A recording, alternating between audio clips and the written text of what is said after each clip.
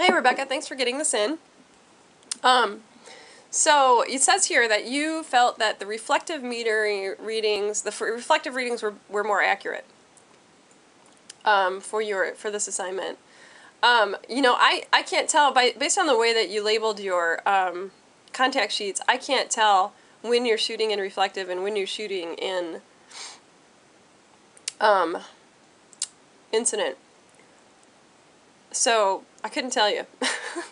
All of the exposures on your contact sheets look pretty good. I would say maybe these two are underexposed, just 022 or 0022 and 0023 on this contact sheet, and then all of these look perfect. So I don't know, it seems like both both sets of readings seem to work out pretty well for you. Of course, hopefully you understand by now that when your light meter is in reflective mode, it's giving you exposure value that will yield a medium gray local value out of whatever you're pointing it at. So in most of these cases, looks like you're probably pointing it at green foliage or some sort of living foliage in almost every scene. And it turns out that green foliage is more or less the same local value as medium gray. So that makes sense that all of your readings would have come out just fine. And then when you're in incident mode, you just want to make sure that you're metering the same quality of light that's falling on your subject, and then you're pointing your meter back towards your camera's lens.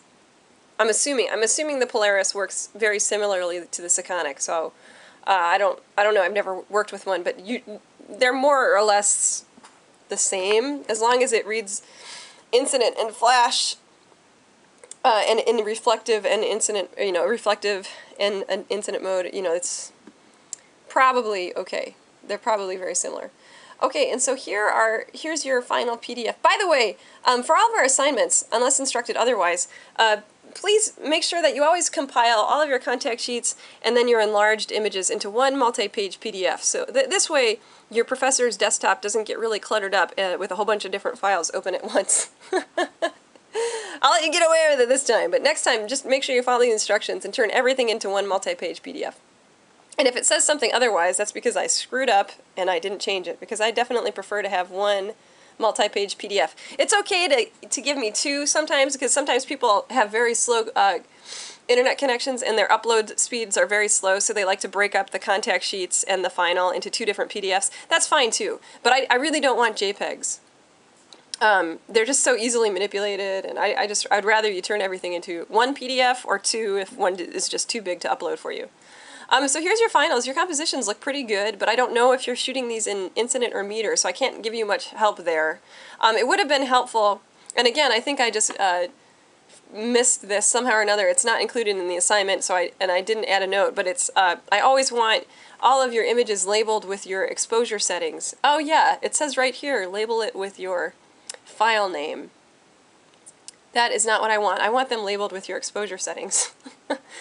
Well, I have to do a better job proofing these things, don't I, before I get out? So it's not your fault. Don't worry about it. But and if anybody else is listening to this, don't worry about it. But I do, in the future, it duly noted for me that I will make sure that the instructions always say to label your contact sheets with your exposure settings, and then any other pertinent notes based on the assignment, and also that I really like just one PDF if you can handle it, and then two, you can separate the finals and the